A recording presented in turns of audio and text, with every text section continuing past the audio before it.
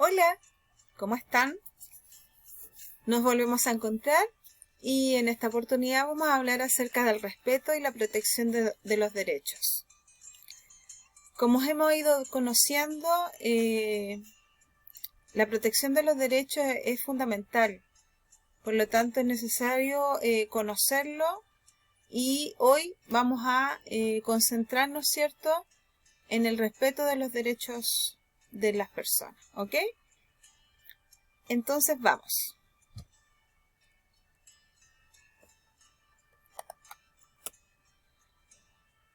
Si tus derechos son vulnerados, existen herramientas legales que te pueden ayudar, ¿cierto?, con el fin de proteger tus derechos. Y un sistema jurídico que ofrece herramientas legales a las personas, ¿ok? Dentro de estas herramientas tenemos el recurso de amparo y el recurso de protección. Y vamos a ahondar un poquito más en cada uno de ellos. Lo primero es el recurso de amparo. Y este recurso es una acción que toma, ¿cierto?, contra cualquier persona que sea detenida en forma ilegal o que sea privada de su libertad. Es ahí cuando se acciona este recurso de amparo. ¿Hasta cuándo?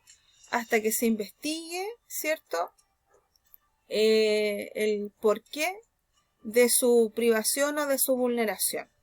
¿De acuerdo? Eso es el recurso de amparo. Y el segundo es el recurso de protección. Y en este recurso se utiliza cuando una persona, por omisión arbitraria o ilegal, sufre de una perturbación o de una amenaza a su libertad. ¿Ok? Entonces, ¿cuándo se utiliza el recurso de protección? Cuando una persona, ¿cierto?, se ve vulnerada, amenazada su libertad de forma arbitraria o ilegal. Ahí se ocupa el recurso de protección. ¿Ya? Porque ¿qué hace este recurso? Ordena todas las medidas necesarias para establecer el derecho vulnerado. ¿De acuerdo? O sea, por eso que es un mecanismo. Porque son muchas las cosas que hay que ver, que resolver, que investigar, para que se devuelva ese derecho o se restablezca ese derecho que ha sido vulnerado de una persona. ¿De acuerdo? Esas son las herramientas legales. ¿Ok? También existen organismos dedicados específicamente a, primero que nada, a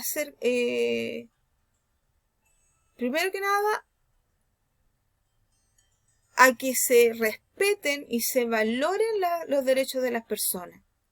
¿De acuerdo? Y que se cumpla, ¿cierto?, la ley. ¿De acuerdo? Entonces, algunas de estas instituciones son, por ejemplo, el Instituto Nacional de Derechos Humanos. Tenemos la Organización de las Naciones Unidas, ¿ok?, o la ONU. Tenemos también la Organización de los Estados Americanos y la Corte Internacional de los Derechos Humanos y también la Amnistía Internacional. Todos estos organismos son públicos, son para las personas y están a la disposición de cada una de ellas cuando sienta que sus derechos han sido vulnerados. ¿Ok? Bien, entonces tenemos herramientas legales, organismos. ¿Ok? Ahora, ¿cuál es la forma de protección frente a los derechos vulnerados? ¿Cómo me protejo yo como persona, como ciudadano, frente a un derecho vulnerado? Tengo que tener claro que existen dos instancias que están totalmente vinculadas la una con la otra, porque la primera es la Constitución, que establece, ¿cierto?, los recursos de los cuales hablamos recién. el recurso de amparo y el recurso de protección. Y por otro lado tenemos las leyes, ¿verdad?, que se establecen, como por ejemplo el Código del Trabajo o también conocido como los derechos de los trabajadores, en donde se establecen una serie de normas y restricciones en donde el trabajador se siente con la protección y además debe cumplir, con este código él también. O sea, hay derechos y deberes, ¿ok? Y también, por ejemplo, la ley de la no discriminación también es una ley que se promulgó, ¿verdad?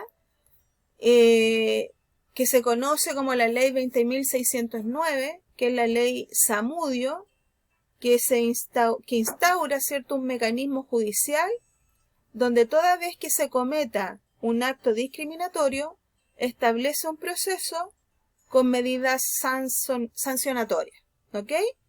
Y esta ley fue promulgada el 12 de julio del 2012 por el presidente Piñera, como dato para que ustedes también lo puedan manejar, ¿ok? Y por otro lado tenemos las instituciones también aquí en Chile que se hacen cargo, de velar también por las personas. Y por ejemplo tenemos el CENAME, que es el Servicio Nacional de Menores, cuyo propósito es velar por los derechos de estos menores de edad y adolescentes que se encuentren en situación de riesgo o de abandono. Tenemos el CERNAC, que es el Servicio Nacional de Atención al Consumidor, que tiene también y establece una serie de también de artículos en donde van directamente en ayuda al consumidor cuando éste ve que sus derechos han sido vulnerados, ya sea por la garantía, por la boleta o por lo que se haya comprado, etc. Entonces también ahí existe un organismo encargado de los derechos de los consumidores. Y también tenemos el CERNAM, que es el Servicio Nacional de la Mujer, que tiene como propósito no tan solo velar por los derechos de la mujer, sino también por la equidad o la igualdad de género. Y así hemos conocido, cómo es los derechos fundamentales de las personas y de qué manera, nuestras instituciones, ¿verdad?, nuestros organismos, nuestras leyes van a favor, de las personas cuando sus derechos han sido vulnerados. Y como siempre, te vamos a dejar tu misión, que en este caso consiste en escoger una de las formas de protección de los derechos vulnerados, analizar cómo mejoraría su función y explicar a través de un mapa conceptual. Esa es tu misión en esta oportunidad. Y como siempre te digo, por favor compárteme tu experiencia y nos vemos hasta la próxima.